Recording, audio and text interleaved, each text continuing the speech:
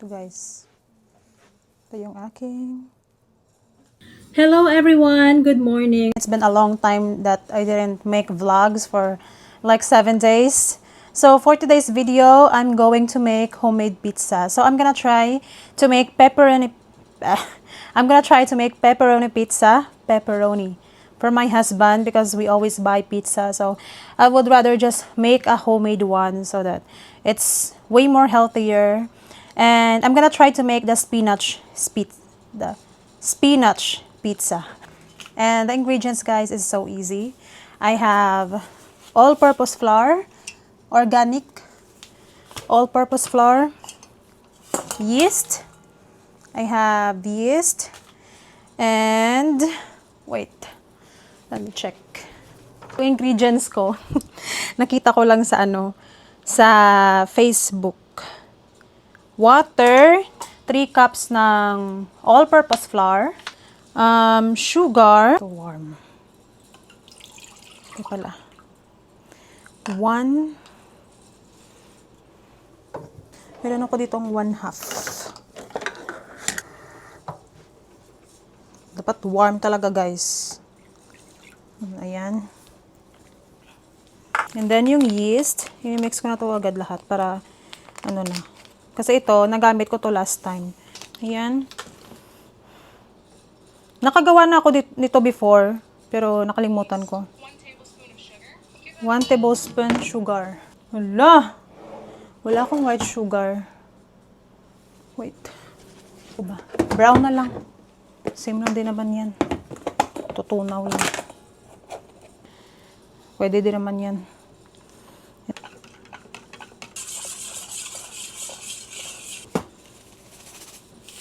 Salt. Dami-daming salt. 1/2 teaspoon na salt. So, avocado oil. 2 teaspoon. Okay. 3 cups ito. Kakaligo ko lang kaya yung buhok ko ay basa. Ito ha. 3 cups to.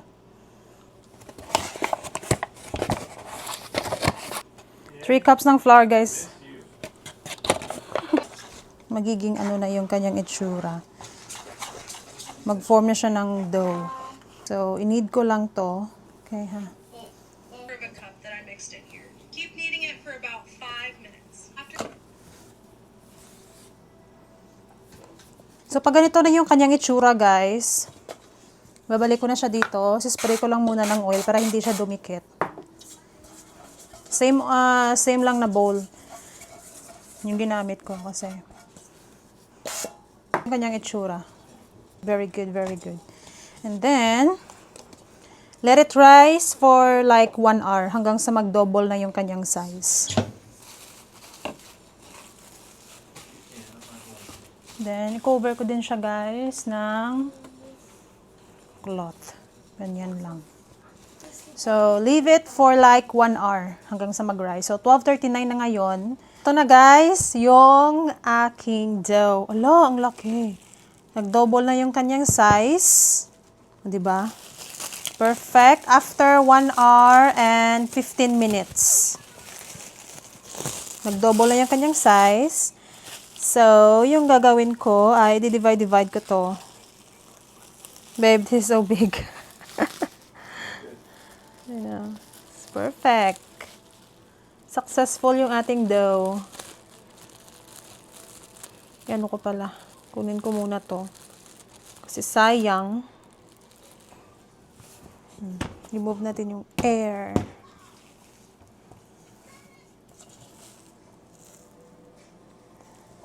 That's how it looks like, guys. Di-divide ko to siya kung ganituhin ko muna, guys, para kasi mga small lang yung gagawin ko na dough.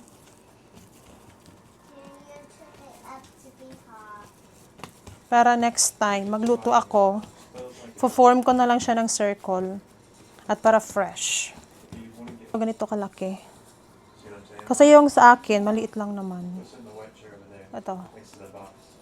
And then yung sa asawa ko, syempre medyo malaki. Kasi Mahilig talaga yon kumain ng pizza. Ito. Ito yung sa akin, medyo maliit. Ito yung sa kanya, medyo big size. Kuha lang ako ng konti. Kasi sa akin, guys, magluluto ako ng spinach at sa kanya ay pepperoni. So, na-divide ko siya sa 4. Ganituhin lang natin. Ganituhin ko lang. Ang hirap mag-Tagalog basta Ilonggo. Ilonggo kasi ako. Hiligaynon. Kung taga Iloilo ka, Ilonggo. Pero, same lang. Nagkakaintindihan. Oh, di ba? Parang may bubbles na siya. Ayan, oh, nagbabubbles. Para pagluto natin ng pizza, guys, magbabubbles talaga siya.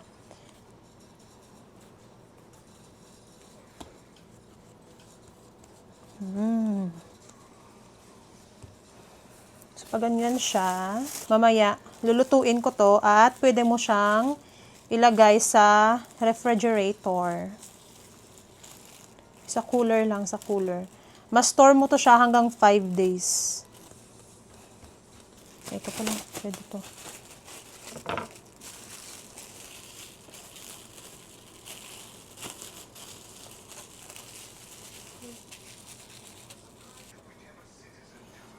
Ito lang guys, oh. Parang ilalak mo ba yung ilalim?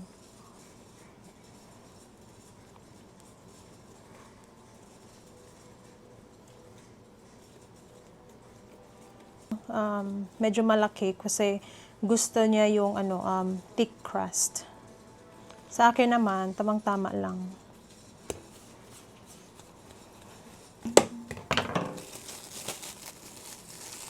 Ano pa lang dito, 2 p.m. Meron pa akong 2 hours kasi magpi-pick up muna kami ng ng mga pinamili kong ingredients para sa aking pizza sa Walmart. Kaya ilalagay ko muna to guys sa sa refrigerator. I'm gonna put this in refrigerator. And mamaya ifo-form ko na siya. We're here outside. Kukuha kami ng plum sa kapitbahay. Ito yung itsura ng labas dito sa amin. Maganda, maganda ng mga flowers. Yung iba na mamatay na, yung mga rose. Diyan yung plum. Tapos, yung mga lemon din. At yung sa kabila, pinamimigay din nila yung mga lemon. Kasi, sobrang dami. Ito. Yan yung may lemon guys na puno.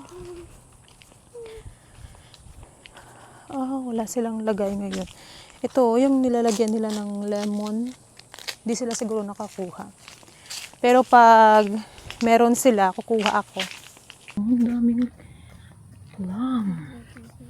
Ito yung kanilang plum. Look at that. Yung iba. Andyan. Ang dami. Ang daming bunga. Ayan. Kukuha. Mamimitas tayo dito. Sayang. 3 puno. Andyan pa yung iba. Wala lang kumakain. Ayan, oh.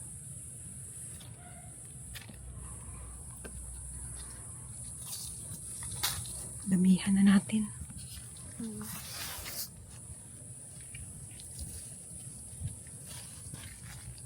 Let's go. Okay na to guys. Dami ko nang nakuha. Buang-buang. So, yung nakuha ko mga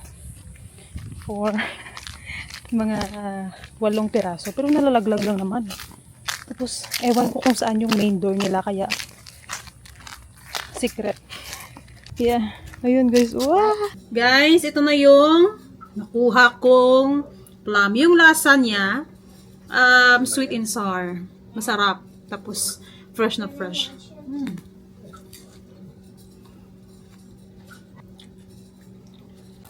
Pupunta na kami sa Walmart. Pero before that, muna, tatapon ng basura. Gagawa na ako ng spinach pizza. So, magpapakulo muna ako ng tubig. Yung spinach na gagamitin ko. Ito na yung aking dough na nilagay ko guys sa ref. At magpapapreheat pala muna ako ng pizza.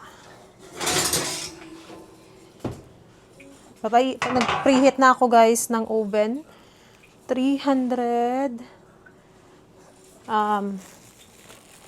370 degrees.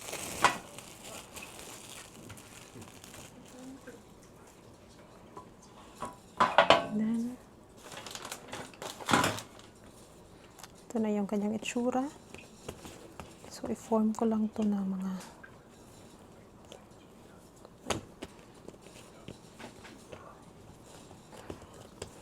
ganito yung kanyang itsura. Wala, medyo madikit. Dapat maglagay ako pala ng ano.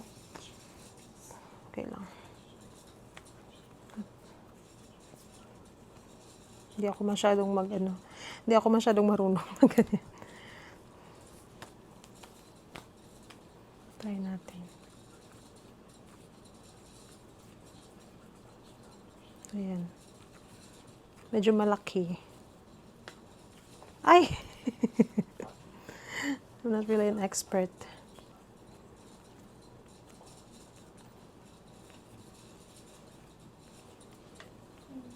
Lagay ko na siya muna dito, guys. Ayan. I-form. Medyo circle.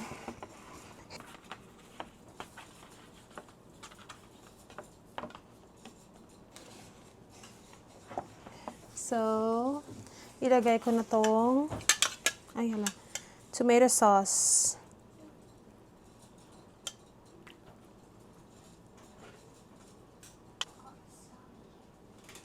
Para mas madami yung sauce, guys. Ligyan ko sa cheddar cheese. Lagay ko ng cheddar cheese. Konting cheddar cheese lang. This one. And then maglagay ako ng Parmesan cheese.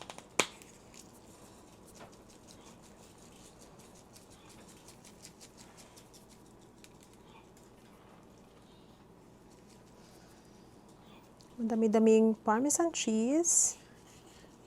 And mozzarella. Madami-daming mozzarella cheese para creamy.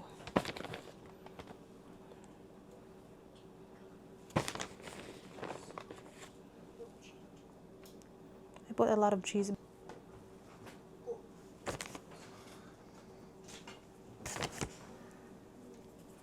Ayan. Ito yung cheese. Madaming cheese.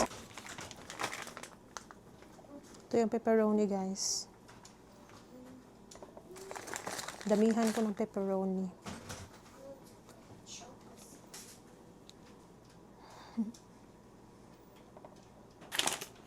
Add another cheese. Pang toppings. Ready to bake. Ibibake ko to siya ng 370 degrees. Ay, 370 Fahrenheit. Is it? Hindi ako sure, basta. Ng 20 minutes. Bumubula na, guys. Nag-boil na yung tubig. Ilalagay ko na tong spinach. Ay, hala.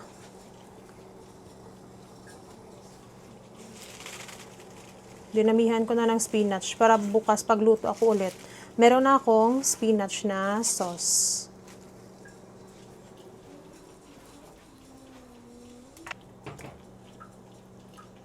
It's okay na yung ating, what do you call it? Spinach. Transfer ko na siya dito sa strainer.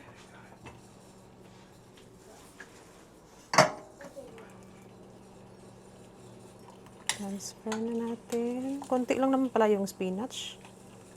Pag maluto, nagiging maliit.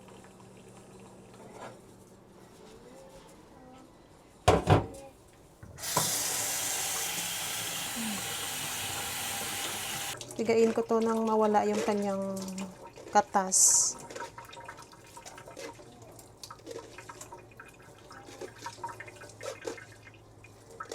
Lang siya. Mag-start na akong magisa ng sauce. Gawa ko ng bechamel sauce. Low heat lang. Bango. Ang bango-bango.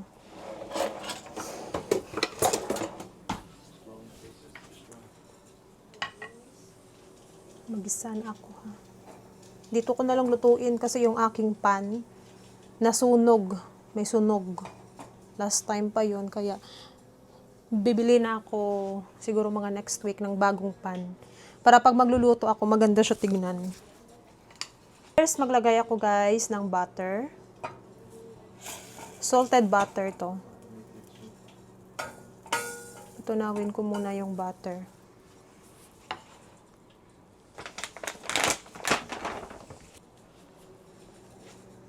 Parang medyo tunaw na siya. Add ko na yung garlic. Maglagay na ako guys ng 1 tablespoon lang na tawag dito. All-purpose flour. 1 tablespoon lang. I-add ko na tong spinach. I will add the spinach na guys. So malinis yung aking kamay. Naghugas-hugas ako. Ito yung ating spinach. Gisahin ko lang yung spinach. Milk. Fresh milk lang gamitin ko. Banta-banta lang guys. Depende sa inyo kung ano karami.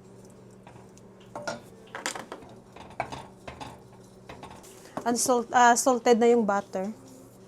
Konting salt. Then, pepper.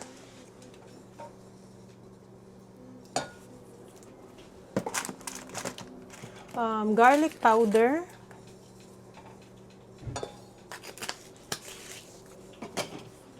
Mix. Ang itsura. Hayaan ko lang muna. Ganito. Half na cream cheese guys yung ilalagay ko. Medyo bumubula-bula. Kaya add ko na tong cream cheese. Half lang. Kasi lumapot siya nung nag-add ako ng cream cheese. So, ito na yung itsura, guys. Bumubula-bula na siya. Okay na. Luto na tong ating spinach. Spinach na, with cream cheese. Guys, ito na yung pizza. Ready na siya. Lutong-luto na. Init na yan. Yan. Diba? Wala, luto na. Babe, look at this. Oh, perfect. Ako lang muna ilalagay, guys. Suran ko. Transfer ko na to siya, guys. Dito sa... Kasi, isa lang yung aking lalagyan.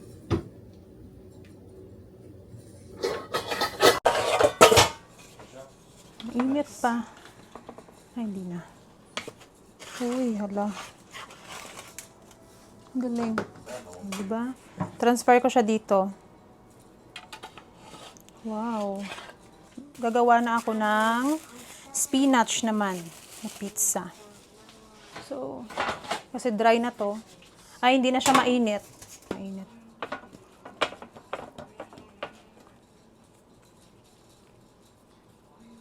So, mag-preheat na muna ako ng oven. Ilalagay ko dito guys, yung spinach. So, yung ilalagay ko dito. Madamihan. Para overload. Diba? Daming spinach.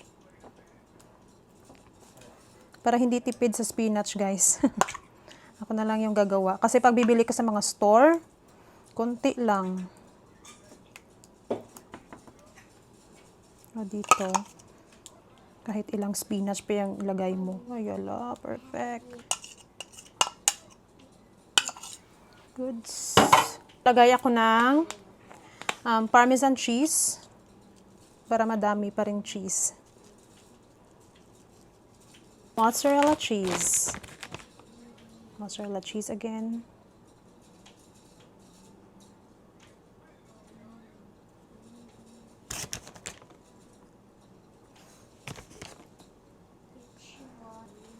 And then, ready to bake. Ito guys, oh. 10, 20 minutes.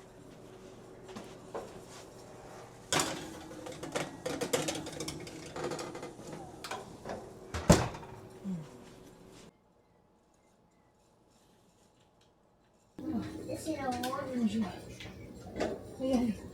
Yung spinach pizza ko. So, medyo may pagkabatok-batok sa babaw. First time ko kasi. Pero, ayan, ang ganda! Teka, very good. Ang init! Spinach pizza, homemade. Picturean ko muna. Ito na yung homemade ko, guys, na pizza. Pepperoni. Crispy, ha? At saka, spinach. Looks good. Yeah. Thank you. Of course. My husband is gonna slice the pizza. That's his job. That's good enough. That's yours. Good job, babe, huh? And then mine, slice it too. Wow. Eesh. There you go. Perfect. Thank you. Ayan, oh. Spinach pizza. Try, it's time to try. I'm gonna take a picture. Smells good. Yeah. Ito, guys. Ito yung aking spinach. And then, should take a picture, babe. Picture muna. Right. Ay, diba? Napaka-yummy.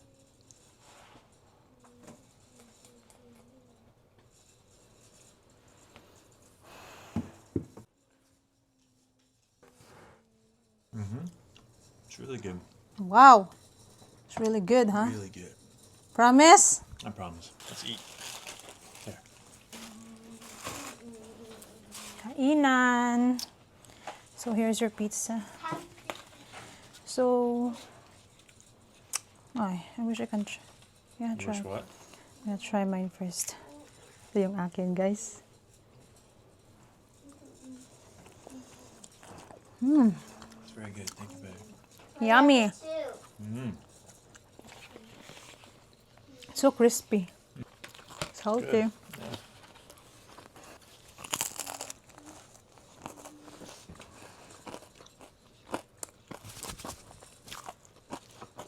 Yeah. Pepperoni.